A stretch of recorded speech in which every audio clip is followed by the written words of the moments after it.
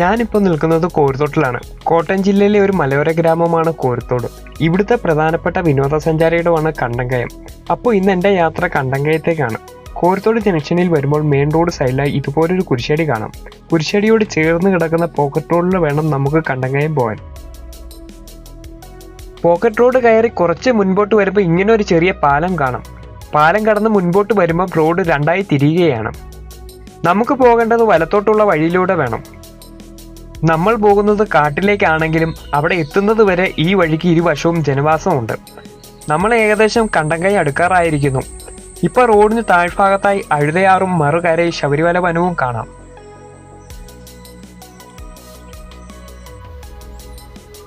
കണ്ടങ്കയത്തേക്ക് വാഹനമായി വരുന്നവർ ഇവിടെ വാഹനം ഒതുക്കിയിട്ട് ഈ കാണുന്ന ഇടത്തേക്ക് ഇറങ്ങി നടക്കണം.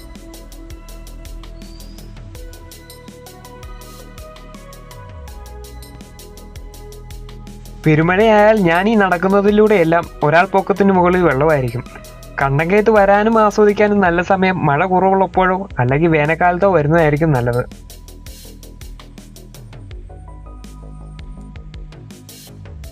ഇവിടുത്തെ കാഴ്ചകൾ ഇവയൊക്കെയാണ്. അതിമനോഹരമായ പുഴയും അതിനോട് ചേർന്ന് കിടക്കുന്ന വനവും. ഈ പുഴയുടെ ഏറിയ പങ്കും വനത്തിലൂടെയാണ് ഒഴുകുന്നത്. ഇതൊഴുകി നേരെ അഴുതയാറ്റിൽ ചെല്ലുകയും അവിടെ നിന്ന് ഒഴുകി പമ്പ നദിയായി വളരുന്നു. ഈ വനം പെരിയാർ നാഷണൽ പാർക്കിന്റെ ഭാഗമാണ്.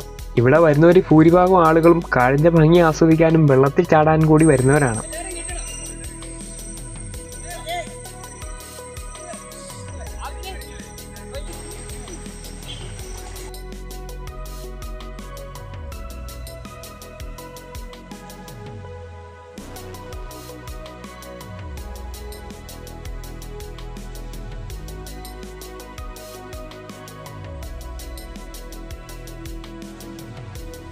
വനാതിർത്തിയോട് ചേർന്ന് കിടക്കുന്ന കൃഷിസ്ഥലങ്ങളാണിവ.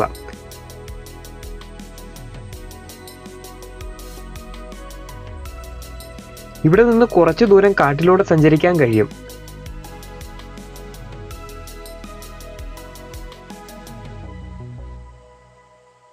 തണല് വിരിച്ചൊരു കൂറ്റൻ മരം.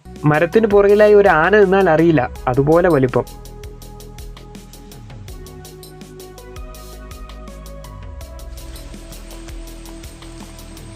കാഴ്ചക്കാർ നടന്ന് രൂപപ്പെട്ട വഴിയിലൂടെ ഞാൻ ഒറ്റയ്ക്ക് നടക്കുകയാണ്.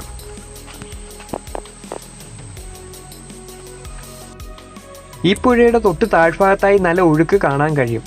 എന്നാൽ ഇപ്പം നിശ്ചലമായ ജലപ്പരപ്പാണ് നമുക്ക് കാണാൻ കഴിയുന്നത്.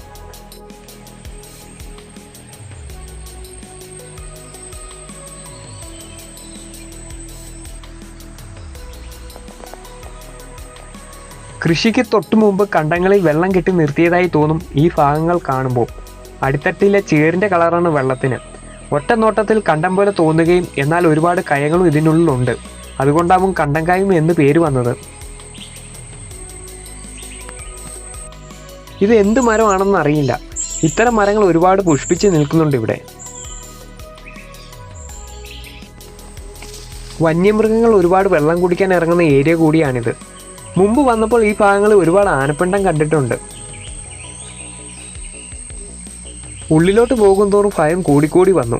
ആനയെങ്ങാനും വെള്ളം കുടിക്കാൻ ഇപ്പോൾ ഇറങ്ങി വന്നാൽ. ഇപ്പോൾ ഞാനല്ലാതെ ഇവിടെ വേറെ ആരുമില്ല.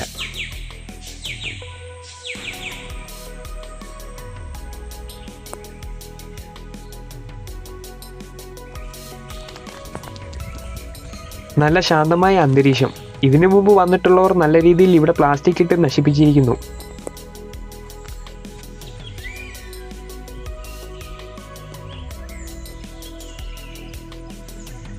നേരത്തെ പുഴയുടെ ഒരു വശത്ത് ജനവാസ മേഖലയാണെങ്കിൽ ഇപ്പോൾ ഇരുവശവും കാടാണ്. വീഡിയോയിൽ കാണുന്നതിനേക്കാൾ ഭംഗിയാണ് ഇവിടെ നേരിട്ട് കാണാൻ.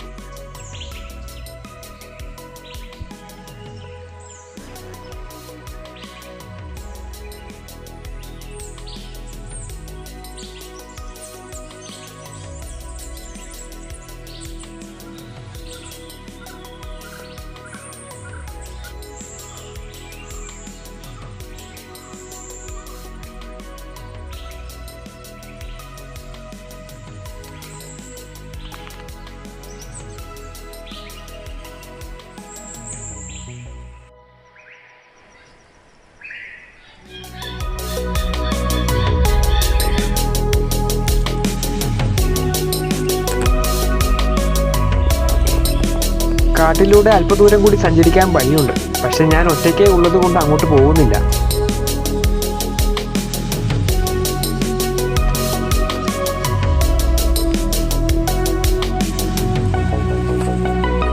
തിരിച്ച് ഞാൻ വണ്ടി ഇരിക്കുന്നിടത്തേക്ക് പോവുകയാണ്.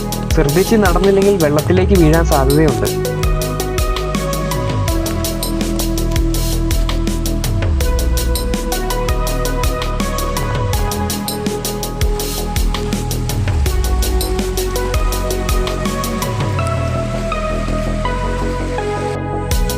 ഇവിടുത്തെ കാഴ്ചകൾ കണ്ടു മതിയാക്കി നേരെ വൈക്കിരിക്കുന്നിടത്തെത്തി. അടുത്തൊരു യാത്രയുമായി വീണ്ടും കാണാം. തുടക്കക്കാരനാണ്, കുറവുകളുണ്ടെങ്കിൽ കമൻറ്റ് ചെയ്യണേ. ഇഷ്ടപ്പെട്ടാൽ ലൈക്കും സബ്സ്ക്രൈബും കൂടി